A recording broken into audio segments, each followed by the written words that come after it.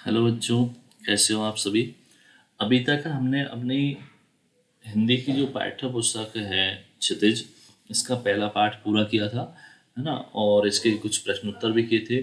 आज अपनी इसी श्रृंखला में हम अपना पाठ नंबर 2, जो कि लहासा की ओर है इस पाठ का नाम, और इसके लेखक हैं राहुल सांकृत्यायन। देखिए, इसमें जिस लहासा की बात की गई है वो है तिब्बत की राजधानी। और इसमें जो लेखक है राहुल सांस्कृतन, वो एक यायावर प्रवृत्ति के लेखक थे। यायावर का मतलब होता है जो जगह जगह घूमते रहता है। अब यहाँ पर लेखक को क्या है कि अपने समय में टाइम में घूमने का बहुत शौक था, और घूम घूम करके वो जगह जगह की जैसी कल्चर होती है, संस्कृति होती है, उसके बारे में लिखते थे। उनके द्वारा लिखी गई प्रमुख जो रचनाएं हैं उनमें हमें बौद्ध धर्म के बारे में जानने का बहुत कई लेखों में पता चलता है ना। तो इस जो अपना पाठ है लहासा की ओर, इसमें भी वो तिब्बत की राजधानी लहासा की ओर जाते हैं। और इस यात्रा पथ में उनको किस तरह की परेशानियां होती हैं, किन किन लोगों से मिलना होता है, कैसा खान पान होता है, कैसी वहाँ की कल्चर्स को जानते हैं, वो हम सब इस पाठ में जानेंगे। देखिए, इसमें हम सबसे पहले जानते हैं कि जो लहासा है ये एक यात्रा वृतांत है। यात्रा वृतांत का मतलब होता है जब कोई लेखक अपने किसी यात्रा का वर्णन अपने शब्दों में करते हैं तो वो क्या कहलाता है, यात्रा वृतांत। इस पाठ में राहुल सांस्कृत्यन लेखक ने नेपाल से तिब्बत की यात्रा का रोमांचक वर्णन किया है, जो उन्होंने सन 1929-30 में नेपाल के रास्ते से की थी। देखिए, हमारे देश के मैप में हम जो देखते हैं इंडिया मैप, उसमें यहाँ पर जो नेपाल होता है, नेपाल से ऊपर जाने के बाद हिमालय के इस पार करते ही चाइना बॉर्डर आता है। और चाइना में ही साथ में क्या बना हुआ है, एक तिब्बत देश है ना, जिसके ऊपर चाइना अपना कब्जा करके बैठा हुआ है ना। तो यहाँ पर लेखक क्या है कि नेपाल से तिब्बत मार्ग में जाते हैं और वहाँ के लहासा की ओर वहाँ के कई लोगों से मिलते हैं। नेपाल तिब्बत मार्ग से नेपाल आने जाने का मुख्य मार्ग लहासा की ओर से ही है, चूँकि उस समय भारत के लोगों को वहाँ जाने की अनुमति नहीं थी। क्यों? क्योंकि वहाँ पर चीन ने अपना कब्जा कर रखा था, और चीन की सरकार को ऐसा लगता था कि यहाँ के इंडिया के लोग अगर भारत तिब्बत में आएंगे तो वो यहाँ के लोगों को भड़का सकते हैं। साथ ही तिब्बत के जो लोग थे वो चीन के लोगों का अधिकार नहीं मानते थे, और वो भारत में शरणार्थी के रूप में आकर के रहते थे। तो इस वजह से उन लोगों ने भारत के लोगों को तिब्बत आने की परमिशन नहीं दे रखी थी। अब लेखक ने यह यात्रा एक भिखमंगों के बेस में की थी। लेखक ने यात्रा बहुत वर्ष पहले की थी, जब हरी कलिंगपोंग का रास्ता नहीं बना था। तो नेपाल से जाने का एक ही रास्ता था, और इस रास्ते पर नेपाल के लोगों के साथ साथ भारत के लोग भी जाते थे। कहाँ के लिए? तिब्बत की यात्रा के लिए।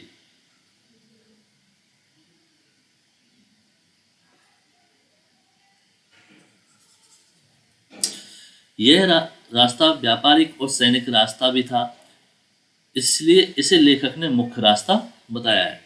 क्योंकि तिब्बत में जाति पाति छुआछूत नहीं थी, वहाँ की औरतें पर्दा नहीं करती थी, है ना। देखो, जिस रास्ते से वो जा रहे थे ना, वहाँ पर रास्ते में उनको जगह जगह चीनी बने हुए किले मिले, जिनको चीनी सेना और जो क्या बोलते हैं ना वो बंकर, जिनमें चीनी सेना छिप करके युद्ध लड़ने का अभ्यास करती थी। तो उन चीनी बंकर भी देखे, छोटे छोटे चीनी किले भी देखे, जिनको चीनी सेना पहले के छोड़ करके जा चुकी थी। ये सैनिक रास्ता था, यानी सेना के आने जाने का रास्ता था। लेखक बताते हैं कि तिब्बत में जाति पाति छुआछूत नहीं है, वहाँ की औरतें पर्दा नहीं करती हैं। पर्दा मतलब आप जानते हो ना, ये मुस्लिम समाज में से वो बुर्का पहन के मुंह छुपा के रखती हैं जो महिलाएं होती हैं, और हिंदू में भी पर्दा करके रखती हैं, है ना। तो इस तरह से वहाँ की औरतों में इस तरह का कोई रिवाज नहीं था। निम्न स्तर के भिखमंगों को छोड़ करके कोई भी अपरिचित व्यक्ति उनके घर के अंदर जा सकता है। निम्न स्तर का मतलब होता है जो सचमुच में ही भिखमंगे होते हैं, और मतलब उनका एक उद्देश्य रहता है कि किसी के घर में घुस जाए, कुछ भी उठा के ले आओ, तो ऐसे लोगों को वो नहीं आने देते थे। मतलब जो अच्छा व्यवहार वाला है, जिसकी मतलब मन में कोई ज़्यादा चालाकी नहीं है, ऐसे सामान्य व्यक्ति को भी अपने घर के अंदर जाने की वो परमिशन दे देते थे। वे घर की भी किसी भी महिला को चाय, मक्खन और सोडा नमक आदि दे करके अपने लिए चाय बनवा सकते हैं। और आपको भरोसा नहीं है कि वो तुम्हारा सामान निकाल लेंगे, तो आप जा करके देख भी सकते हैं या खुद अपनी चाय बना सकते हैं। वहां पर चीनी सेना के द्वारा छोड़ा हुआ एक चीनी किले को देख करके लेखक को पता चला, तो एक आदमी राहदारी मांगने आया। राहदारी का मतलब होता है टैक्स, रास्ते का किराया। लेखक ने उस व्यक्ति को 2 चटे दी और राहदारी दे करके थोंगला के पहले के आखिरी गांव में लेखक पहुंच गए। यहाँ सुमति की जान पहचान के कारण उनको ठहरने के लिए अच्छी जगह मिल गई। ये जो सुमति है, ये लेखक के साथ उनकी गाइड का काम कर रहा है। गाइड कौन होता है? जो रास्ते की पूरी जानकारी रखते हैं और घूमने वालों को रास्ते के बारे में बताते हैं। इसके बदले में उनका कुछ चार्ज होता है। लेखक 5 साल के बाद इसी रास्ते से लौटे थे। तब उनको रहने के लिए जगह नहीं मिली थी और वो एक गरीब की झोंपड़ी में उनको ठहरना पड़ा था, क्योंकि वे भिखारी नहीं बल्कि एक अच्छे भद्र पुरुष, जेंटलमैन की भेष में थे, है ना। अगले दिन राहुल जी और उनके मित्र सुमति जी को एक खतरनाक जगह डांडा थोंगला पार करना था। ये डांडा क्या होता था? एक ऊंची जगह होती थी, खतरे की जगह, और वहां पर दूर दूर तक कोई भी लोग दिखाई नहीं देते थे। ये तिब्बत में सबसे खतरे की जगह थी, है ना। 16-17 हजार फीट ऊंचाई होने के कारण दूर दूर तक कोई गांव दिखाई नहीं पड़ता था। ये डाकुओं की छिपने की अच्छी जगह थी, है ना। अब वहाँ सबसे बड़ी समस्या क्या थी कि वहाँ कानून व्यवस्था तो कुछ है नहीं। क्यों? कानून व्यवस्था तो तब होगी ना जब कोई लोग वहाँ रहेंगे, और कोई मतलब लोग रहेंगे तो वहाँ पर पुलिस की व्यवस्था होगी। अब पूरा निर्जन था, तो वहाँ पे डाकू लोग जाकर के छुप जाते थे और रास्ते में आने वाले किसी को भी पहले तो वो लूट मार देते थे और मारने के बाद ही उनको लूटते थे। इसकी वजह से आम लोग उस रास्ते से जाने से डरते थे। लेखक और उनका मित्र भिखारी के बेस में थे, इसलिए उन्हें हत्या का भय नहीं था। वो इसलिए नहीं था क्योंकि उनको यह था कि यार हम खुद ही ऐसे भिखारियों की तरह जा रहे हैं, तो हमको लोग वो डाकू क्या लूटेंगे, है ना। तो जैसे ही उनको मन में एक ये भी था कि जैसे ही कोई डाकू जैसा आदमी उनको अनजान आता हुआ दिखेगा, तो वो अपनी टोपी उतार करके और जीभ बाहर निकाल करके वहाँ के जो भिखारियों का अंदाज है भीख मांगने का, और उस अंदाज में मुंह से कुची कुची की आवाज़ निकाल करके दया दया पैसा पैसा दे दीजिए, इस तरह भिखारियों की तरह हम पेश आ जाएंगे, जिसकी वजह से बेकार डाकू भी हमें भिखारी समझ करके छोड़ देंगे, इनके पास तो कुछ है ही नहीं। उन्हें हत्या का भय तो नहीं था, परंतु ऊंचाई का उनको डर उनमें बना हुआ था। दूसरे दिन उन्होंने डांडे की चढ़ाई घोड़े से की, जहां उन्हें दक्षिण पूर्व की ओर बर्फ की हरियाली न होने के कारण नंगे पहाड़ दिखाई दिए, क्योंकि वहां पर इतनी बरसात होती नहीं थी, पानी की कमी, जिसकी वजह से वहां पर पहाड़ बिल्कुल सूने थे, कोई पेड़ पौधा वहां पर दिखाई नहीं दे रहा था। सबसे ऊंचे स्थान पर डांडे के देवता का स्थान था। उतरते समय लेखक का घोड़ा धीमे चलने के कारण थोड़ा पीछे चलने लगा और वो रास्ता भटक गए, जिसकी वजह से वे 1.5 मील आगे निकल गए और पता चला कि उनका जो रास्ता था वो बाएं तरफ था और वो कहाँ चले गए थे? दाहिने तरफ। इसकी वजह से लेखक को देर हो गई और देर होने के कारण सुमति नाराज हो गया। अब जो सुमति था वो उसी साइड का रहने वाला था, नेपाल साइड का, तो जिसकी वजह से उसका चेहरा गुस्से में भी जल्दी लाल हो जाता और जल्दी ही उसका गुस्सा ठंडा हो जाता। अब वो लंगकोर के में एक अच्छी जगह पर रुके, जो सुमति की वजह से उनको अच्छी जगह पर रहने का स्थान मिल गया था। अब वो तिंगरी के मैदान में थे, जो कि पहाड़ों से घिरा टापू था। जैसे चारों तरफ पहाड़ बने हुए थे और बीच में एक ऐसा स्थान था तिंगरी का मैदान, जहाँ पर रहने खाने की व्यवस्था उनकी हो गई थी। सामने एक छोटी सी पहाड़ी दिखाई दे रही थी, जिसका नाम तिंगरी समाधि गिरी था। आसपास के गांवों में सुमति के जान पहचान वाले बहुत से लोग रहते थे, जिनसे वो मिलना चाहते थे, परंतु लेखक ने मना कर दिया, क्योंकि उनको फिर आगे जाने में देर हो जाती। इस वजह से फिर उन्होंने जाना ठीक नहीं समझा। इस बात को सुमति मान गए और उन्होंने आगे बढ़ना शुरू किया। अगले दिन वो सुबह देर से निकले, जिसके कारण उन्हें तेज धूप का सामना करना पड़ रहा था। क्यों कि जैसे कि ये पहाड़ की चोटी है, ठीक है, और इधर से सूरज चमक रहे हैं, और वो पहाड़ पर चढ़ेंगे तो एक तो उनकी पीठ पर वजन, अपने जो कपड़े हैं और सामान है उसका, और सामने से तेज धूप पड़ रही चेहरे पर, तो इसकी वजह से उनको चढ़ने में भी दिक्कत हो रही थी। सुमति यजमान से मिलना चाहता था, इसलिए उसने बहाना बना करके सेकर बिहार की ओर चलने को कहा। तिब्बत की जमीन छोटे बड़े जागीरदारों में बटी थी। बिहार, देखो यहाँ पे एक शब्द आया बिहार।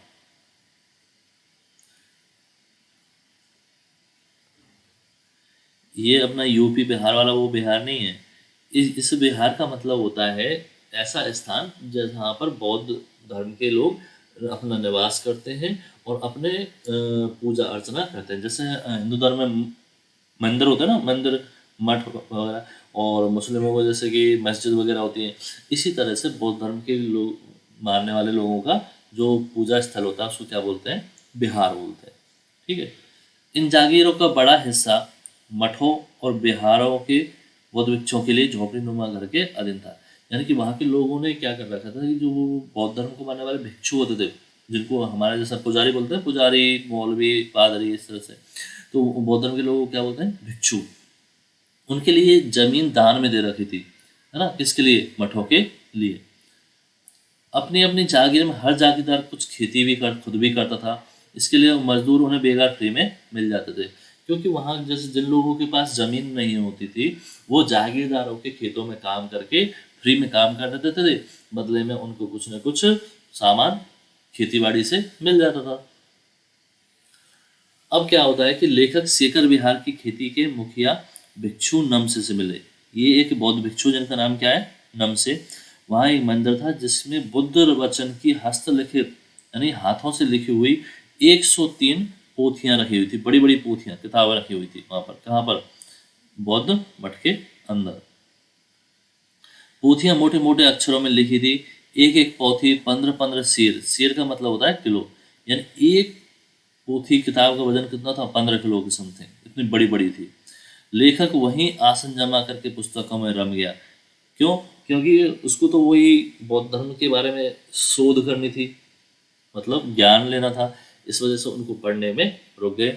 और सुमति ने क्या किया कि जब उसको पता चला कि लेखक तो रुक गए हैं, तो उन्होंने अपने निकट के यजमानों के, जो उनके यजमान थे, उनसे मिलने के लिए लेखक ने उनसे पूछ करके और वहां जाने की अनुमति मांगी, तो लेखक ने उनको जाने के लिए बोल दिया। दोपहर तक सुमति वापस आ गया। अब दोपहर तक वापस इसलिए आ गए क्योंकि उनका काम यही था कि वो अपने जो रास्ते में यजमानों को, सिर्फ उनकी जो गंडे होते हैं, गंडे मतलब होता है कपड़े का बना हुआ एक ऐसा ताबीज टाइप का बना करके, और वो अपने यजमानों को बांटने चले गए। जब उनके पास वो खत्म हो गए थे तो उन्होंने दूसरे जो और कपड़े थे रंग बिरंगे, उनको फाड़ करके तुरंत बना करके बाकी यजमानों को वो दे करके आ गए थे। इसके बाद तिंगरी वहां से ज़्यादा दूर नहीं था। अगले दिन उन्होंने अपना सामान पीठ पर रखा और नमसे से विदा लेकर के वहां से चल दिए। ठीक है, तो ये अपना पाठ पूरा हो चुका है। वैसे आपको एक बार अपनी पाठ्य पुस्तक में इस पाठ को पढ़ना है, और किसी शब्द का अर्थ अगर समझ में नहीं आता है तो आप हमसे कमेंट सेक्शन में पूछ सकते हैं, या फिर आप मुझसे मैसेज करके भी पूछ सकते हैं पर्सनली। अब हम इसके कुछ प्रश्न उत्तर कर लेते हैं।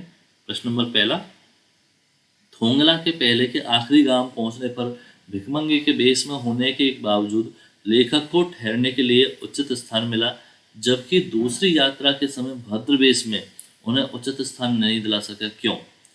देखो, यहाँ पर हमने जाना था इस पाठ में क्योंकि भिखमंगे के भेष में थे, इसके बावजूद तो उनको अच्छी जगह मिल गई थी, और अच्छे पुरुष के रूप में जाने पर इसलिए जगह नहीं मिली थी क्योंकि लोगों को डर रहता था कि इनकी वजह से कोई डाकू वगैरह यहाँ आकर के इनको तो लूटेंगे ही, साथ ही हमें भी लूट लेंगे।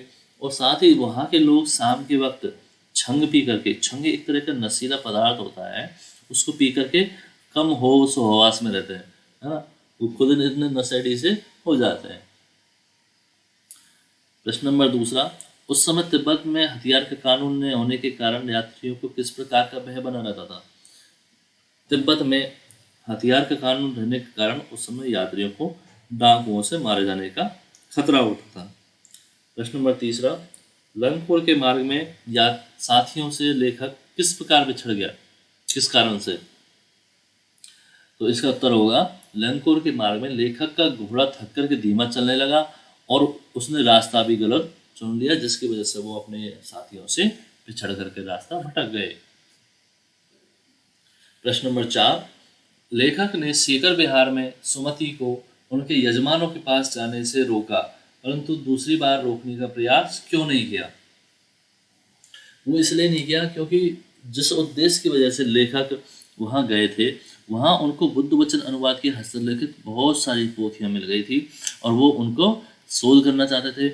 और हर एक पोथी का कितना वजन था? 15 किलो के बराबर बड़ी बड़ी थी। तो उन पोथियों को पढ़ने में लेखक व्यस्त हो गए, मगन हो गए। इसलिए उन्होंने कहा था कि जब तक मैं यहाँ बिजी हूँ, आप अपने यजमानों से मिल सकते हैं।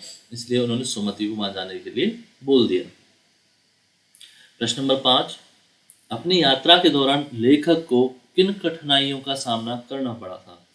तो हमने देखा था कि उस समय पहले तिब्बती में जाने के लिए भारतीयों को अनुमति नहीं थी, तो उनको भिखमंगे के रूप में जाना पड़ा था। दूसरा, रास्ते में चोरी का डर था, लोग घरों में नहीं घुसने देते थे। और वहाँ पर डाकुओं का भी डर था। और डांडा थोंगला ऐसी खतरनाक जगह थी जहाँ पर डाकू पहले तो मार देते हैं, उसके बाद ही सामान देखते हैं कि इसके पास कुछ है या नहीं है। तो ये भी सबसे बड़ा समस्या थी। साथ ही वो रास्ते कैसे थे? ऊट पटांग थे, ऊंचे ऊंचे, कहीं ऊंची टीले, कहीं नीचे। तो वहाँ पे कोई इस तरह का यात्रा में मार्ग का कोई साइन बोर्ड तो लगा हुआ ही नहीं था। इसकी वजह से वो अपने रास्ते में साथियों से बिछुड़ भी गए थे। प्रश्न नंबर 6, प्रस्तुत यात्रा वृतांत के आधार पर बताइए कि उस समय का तिब्बती समाज कैसा था? तो इसका उत्तर होगा, उस समय तिब्बती समाज में जाति पाति छुआछूत नहीं था, औरतों के लिए पर्दा प्रथा का प्रचलन नहीं था, अपरिचित व्यक्ति को भी अपने घर में आने दे सकते, परंतु चोरी की वजह से किसी भिखमंगे को घर में घुसने नहीं देते थे। इसकी वजह से वहाँ उनका आतिथ्य सत्कार अच्छी तरह से किया जाता था। तो ये आज हमने कुछ प्रश्नोत्तर भी किए हैं। आगे हम नेक्स्ट वीडियो में इसके अगले पार्ट की चर्चा करेंगे।